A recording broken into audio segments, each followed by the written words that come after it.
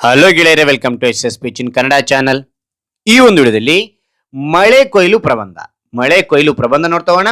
ಈ ಒಂದು ಪ್ರಬಂಧದಲ್ಲಿ ಏನ್ ನೋಡ್ತೀವಿ ಅಂದ್ರೆ ಪೀಠಿಕೆ, ವಿವರಣೆ, ಉಪಸಂಹಾರ ನೋಡ್ತಾ ಹೋಗ್ತೇವೆ. ಇಷ್ಟು ಬರೆದ್ರೆ ಪೂರ್ಣಾಂಕ ಬರುತ್ತಾ? ಇಲ್ಲ. ಈ ವಿಷಯಕ್ಕೆ ತಕ್ಕಂತೆ ಇಲ್ಲಿ ವಿಷಯ ವಿವರಣೆ ಇರಬೇಕು. ಸುಂದರ ಅಕ್ಷರಗಳಿದ್ದಾಗ ಏನಾಗುತ್ತೆ ಅಂದ್ರೆ ನೀವು ಪೂರ್ಣ ಅಂಕ ಖಂಡಿತ ಪಡಿತೀರಾ. ರೈಟ್? ಹಾಗಾದ್ರೆ ಇಲ್ಲಿ ನೋಡ್ತಾ ಹೋಗೋಣ.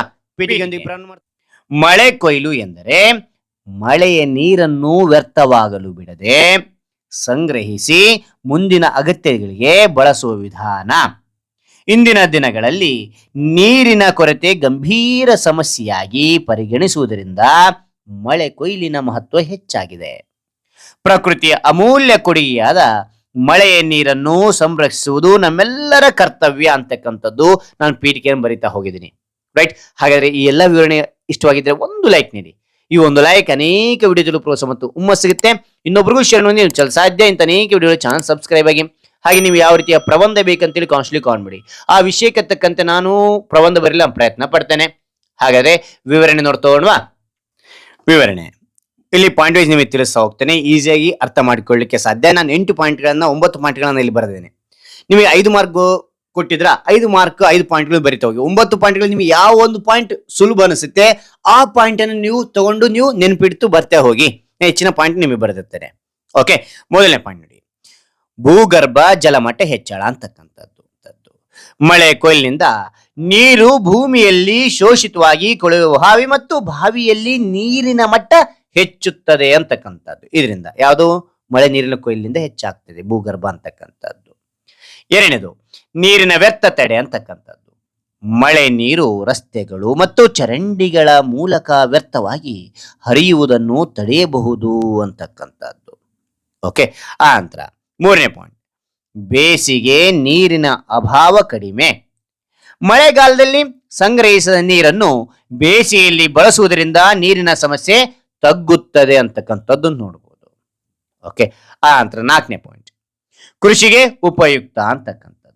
ಸಂಗ್ರಹಿತ ಮಳೆ ನೀರು ಬೆಳೆಗಳು ತೋಟಗಾರಿಕೆಗೆ ಮತ್ತು ಪಶುಪಾಲನೆಗೆ ಸಹಕಾರಿಯಾಗುತ್ತದೆ ಅಂತಕ್ಕಂಥದ್ದು ನೋಡಬಹುದು. ಓಕೆ, ಅದ ನಂತರ ಐದನೇ ಪಾಯಿಂಟ್, ನಗರ ಪ್ರದೇಶಗಳಿಗೆ ವರದಾನ. ನಗರಗಳಲ್ಲಿನ ಕುಡಿಯುವ ನೀರಿನ ಬೇಡಿಕೆ ಹೆಚ್ಚಿರುವುದರಿಂದ ಮಳೆ ಕೊಯ್ಲು ಅತ್ಯಂತ ಅಗತ್ಯವಾಗಿದೆ ಅಂತಕ್ಕಂಥದ್ದು ನಾವು ಕಂಡು ಬರಬಹುದು. ಆರನೇ ಪಾಯಿಂಟ್ ನೋಡಿ, ಕಡಿಮೆ ವೆಚ್ಚ ತಂತ್ರಜ್ಞಾನ ಅಂತಕ್ಕಂಥದ್ದು. ಸರಳ ಟ್ಯಾಂಕ್ಗಳು, ಪೈಪ್ಗಳು ಮತ್ತು ಫಿಲ್ಟರ್ಗಳ ಮೂಲಕ ವ್ಯವಸ್ಥೆ ಅಳವಡಿಸಬಹುದು ಅಂತಕ್ಕಂಥದ್ದು ನೋಡಬಹುದು. ಓಕೆ, ಏಳನೇ ಪಾಯಿಂಟ್ ನೋಡಿ, ಮಾಲಿನ್ಯ ನಿಯಂತ್ರಣ. ನೀರಿನ ಅತಿಯಾದ ಹರಿವಿನಿಂದ ಉಂಟಾಗುವ ಮಣ್ಣು ಸವಕಳಿಕೆ ಮತ್ತು ಮಾಲಿನ್ಯ ಕಡಿಮೆಯಾಗುತ್ತದೆ ಅಂತಕ್ಕಂಥದ್ದು ನೋಡಬಹುದು. ಎಂಟನೇ ಪಾಯಿಂಟ್, ಜಲ ಸಂರಕ್ಷಣೆಯ ಅರಿವು ಅಂತಕ್ಕಂಥದ್ದು. ಮಳೆ ಕೊಯ್ಲು ಜನರಲ್ಲಿ ನೀರಿನ ಮೌಲ್ಯದ ಬಗ್ಗೆ ಜಾಗೃತಿ ಮೂಡಿಸುತ್ತದೆ ಅಂತಕ್ಕಂಥದ್ದು ನೋಡಬಹುದು ಮಕ್ಕಳೇ. ರೈಟ್?